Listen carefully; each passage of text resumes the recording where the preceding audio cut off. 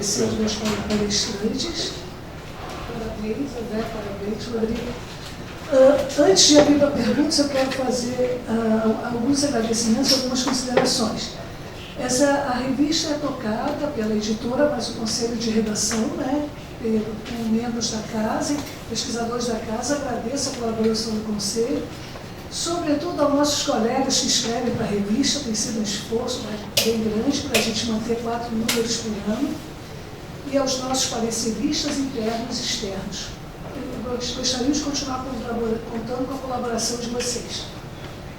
A revista tem outros artigos também disponibilizados nesse número, só que a revista está passando por uma fase de atualização do sistema. Não sei se vocês vão conseguir acessar essa semana.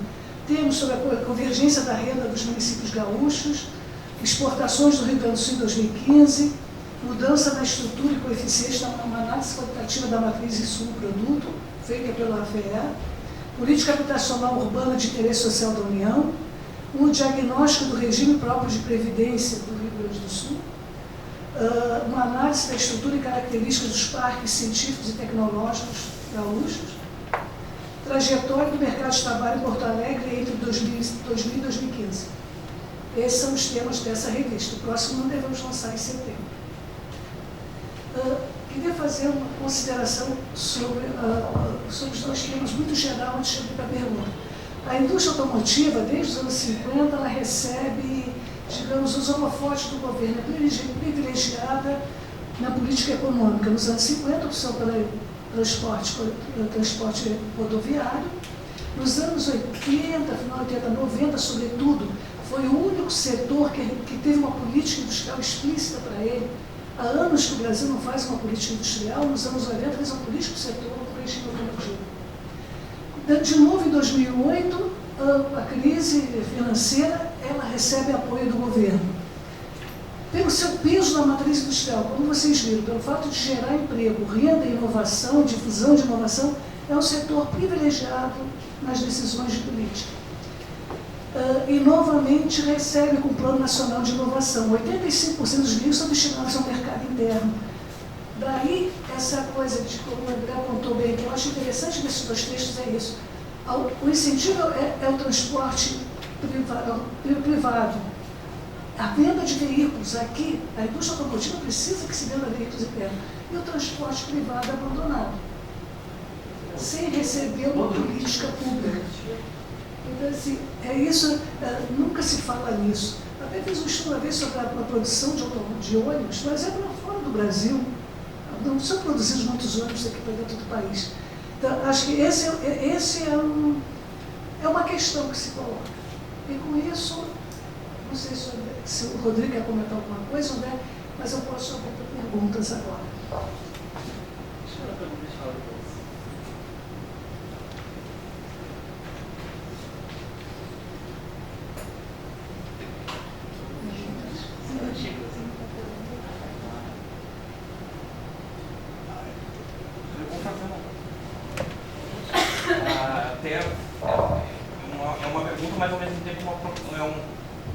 Meu nome é André, da Mobicidade, Associação de Ciclistas de Porto Alegre.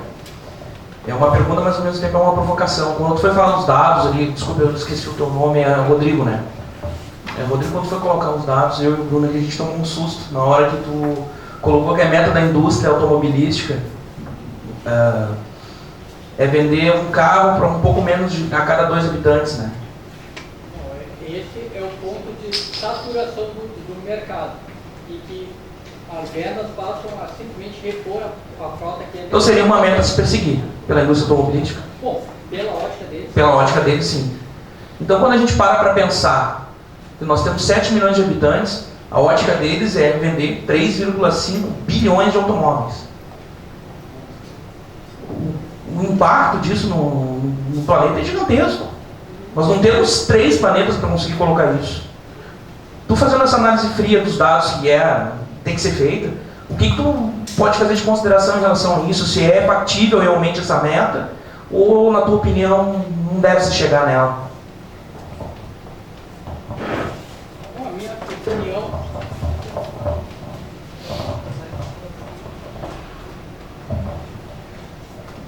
Bom, a minha opinião é que a questão aquecimento global, a questão dos engarrafamentos, a questão que você está colocando da sustentabilidade do planeta, isso vem criando um processo, um novo problema tecnológico a ser resolvido.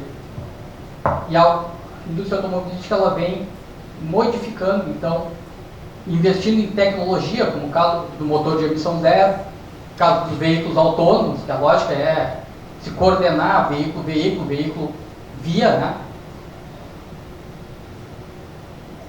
Do ponto de vista de infraestrutura, você vê a questão dos países avançados, eles têm uma elevada taxa de motorização. Mas eu acho que aqui a questão, né, do ponto de vista nosso, tem uma certa carência de infraestrutura, né, em termos de, não só de rodovias, mas em termos de variedade de modais alternativa, que eu acho que seria importante que a gente investisse. Assim como economista industrial, eu olho o sucateamento das ferrovias e acho que assim, num país continental como o Brasil, a gente deveria ter mais ferrovias.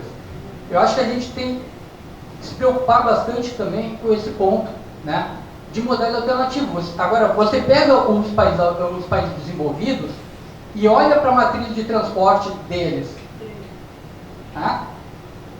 Eles têm metrô subterrâneo, os trens de superfície, os tramways, trens para locomoção aí entre cidades, para transporte de pessoas e cargas, trens de alta velocidade, e tudo isso integrado. E também maior respeito aí, uso de ciclovias, ciclistas na via.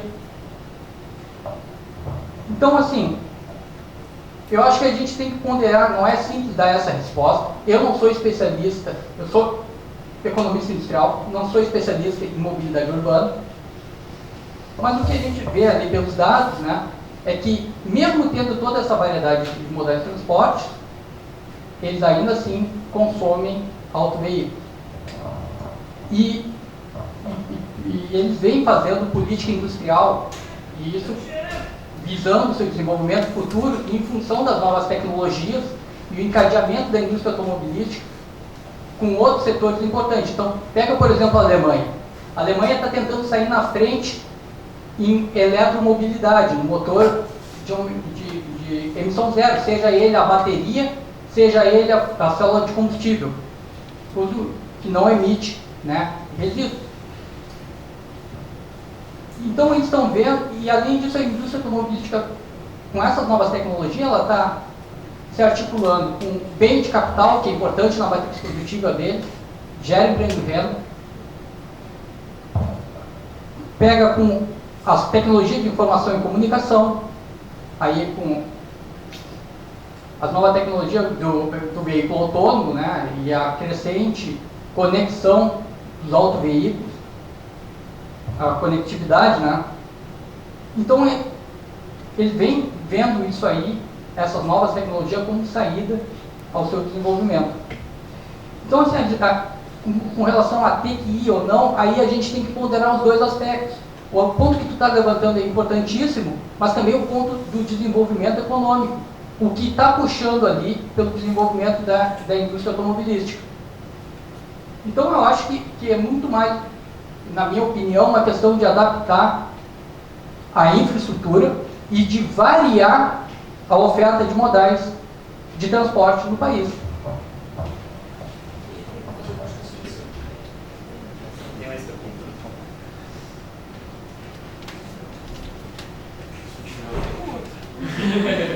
Eu tenho muito. Isso que você não viu o Chico falando, né? Mas eu já li algumas vezes, já conversei em particular. Obrigado pelas duas exposições, acho que foram bastante complementares, embora é difícil de se comunicar, né, porque é um ponto bem sensível da discussão, como combinar, e acho que foi um pouco nesse sentido que o Gomide perguntou. Mas, Rodrigo, eu queria te perguntar uma coisa, até porque eu estudo a parte do crédito e tudo mais, e pelo que a gente vê, assim, o incentivo que é dado para a indústria automobilística é muito mais para o lado do emprego do que para o lado de qualquer, se é carro, se fosse qualquer outra coisa sendo produzida, tudo bem, entendeu? Acho que o objetivo final talvez não seja o carro, seja qualquer produto. O objetivo principal é o emprego, é manter o emprego, que é o incentivo dado para manter o emprego e também para, como tu falaste, todo aspecto tecnológico que envolve a indústria, né? Depois pode comentar e pode me corrigir. Mas nesse sentido, o que eu queria te perguntar é o seguinte, me parece que cada vez mais as empresas automobilísticas estão ganhando mais do lado financeiro, ou seja, no financiamento daqueles automóveis, do que propriamente na produção deles, na venda deles. Vamos dizer, a parcela maior do lucro das empresas automobilísticas talvez esteja na parte de financiamento desses veículos do que propriamente na administração daquela produção. Então, eu não sei se isso é uma sensibilidade minha, que eu estava estudando muito essa parte, porque eu acaba focando numa parte muito específica, ou se há realmente dados sobre isso, se é uma coisa que é discutida dentro da literatura de automóveis e tal, da indústria automobilística, ou se é simplesmente uma sensação minha. Então, fica à vontade para descer o pé. Não é do... Não trata de descer o pé. Se trata assim, ó, não é o automóvel em específico. É a importância de produtos complexos, com elevado número de encadeamento, intensivos em tecnologia. Por que intensivos em tecnologia? Porque eles geram postos de trabalho cuja sofisticação das tarefas do trabalhador é mais elevada, exigindo uma maior qualificação dele e, portanto, remunerando melhor. Então, isso é importante do ponto de vista de empregos que remuneram cada vez melhores, do ponto de vista do desenvolvimento do país. Então, não é, veja, não é a indústria automobilística em si, é também máquinas, ferramentas, aí o setor de bem de capital, é também as tecnologias de informação e comunicação, e cada vez mais, né? A indústria de semicondutores, né? Eletrônicos de consumo, mas também os insumos industriais intensivos em ciência, como a indústria química e a indústria petroquímica. Veja, a indústria química inovando em novo produto para ela é um novo produto, uma nova fonte de insumo para outros setores importantes na matriz produtiva. Pega no caso brasileiro, tu tem a indústria química que desenvolve cola para calçados, ela desenvolve fibras artificiais para a indústria de confecção e têxtil, defensivos e para a agricultura. Então, transfere alguns ganhos, no caso aí, dos defensivos, não que eu esteja fazendo uma defesa defensiva em si, mas a ideia de que transfere ganho de produtividade na agricultura. Então, assim, ó, não é especificamente o automóvel. O automóvel aqui é importante pelo peso que ele tem na matriz hoje do Brasil e ser um setor aí, né, importante em termos de geração de renda.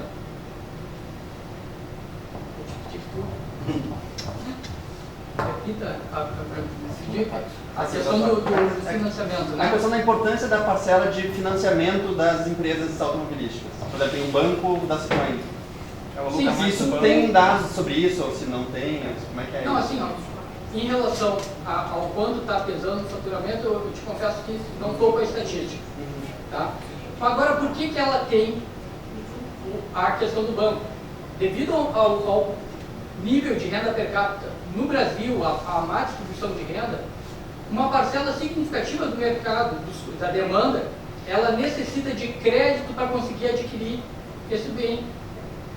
E, portanto, é interessante, isso é um padrão de concorrência, não é só a indústria automobilística aqui, o próprio setor de carroceria para ônibus, aqui com a Marco Polo, ela tem o Banco Moneu, a Randon, a mesma coisa, tem o Banco Randon e o Randon Consórcio, se não me engano. Eles abrem instituições financeiras com um mecanismo de facilitar a oferta de crédito, então, o consumo para alavancar a venda, naquela lógica de que o setor precisa de economia de escala. Agora, A estatística precisa, assim, não tem como. Só para complementar, uma das questões que tem a ver com a distribuição de renda é que nem toda a população tem acesso ao crédito bancário. Então, o fato de a taxa de bancarização ser mais. Eu acho que é um fenômeno semelhante com o que acontece com as lojas, Magazine Luiza, esse tipo de coisa. Ou seja, uma anomalia do nosso sistema financeiro. A questão que eu queria colocar é que isso está tomando uma proporção maior do que, para ter essa escala, isso talvez venha tomando uma proporção maior, provavelmente, da cadeia. Não, mas essa aqui. Todas as empresas estão ganhando mais dinheiro financeiro. Eu vou. uma tendência mundial. Como já estamos adiantados a hora, eu vou rapidinho dar parabéns ao André e ao Rodrigo e a mediadora, a dona Maria. Mas assim, a minha preocupação é mais de Porto Alegre. Eu converso muito com o Raul Ponte, porque nós estamos com essa questão da mobilidade, né? Daí um dia lá estou num café, ele e eu e os Garbosa. A minha preocupação, André, é o seguinte, ó. O carro é o vilão de toda essa história. O carro é o vilão, não tem jeito. Não, mas a gente tem que ter posição. Para mim, o carro nessa disputa é o vilão em relação ao transporte público, né? A gente tem que, ainda mais quando a gente combate uma máfia, que é o meu caso,